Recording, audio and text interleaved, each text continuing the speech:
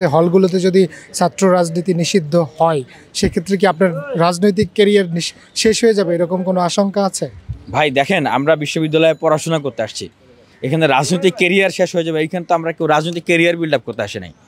হ্যাঁ, যেহেতু এইটা আমাদের একটা শেখার জায়গা, একটা চর্চা করার জায়গা, তো আমাদের কাছে লিডারশিপ বিল্ডিং বা পলিটিক্যাল কালচার এক্সারসাইজ করতে যাদের কাছে ভালো লাগে, যারা পছন্দ করি, তারা এই কাজগুলো করি।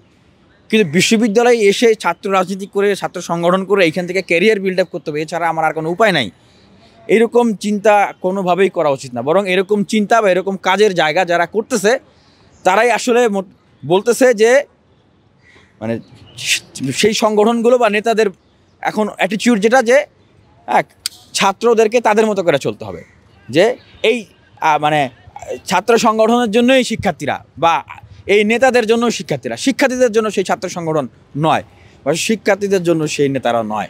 তো এই ধরনের অ্যাটিটিউড আসলে তাদেরকে, আমি মনে করি যে অভ্যুত্থানের অংশগ্রহণকারী যে ছাত্র সংগঠনগুলো, যে নেতৃবৃন্দরা রয়েছেন, যারা রয়েছেন, শিক্ষার্থীরা রয়েছেন, প্রত্যেকেই আমাদের বন্ধু। কিন্তু 5 আগস্ট পরবর্তী সময়ে পরিস্থিতির সাথে, শিক্ষার্থীদের চাওয়ার সাথে খাপ খাইয়ে তাদেরকে কার্যক্রম করতে হবে, অন্যথায় তারা ব্যর্থ হবে, তারা অপ্রাসঙ্গিক হয়ে যাবে, শিক্ষার্থীদের কাছে ঘৃণার পাত্র হবে। এর দায় তাদেরকেই নিতে হবে, এর দায় অন্য কারো না।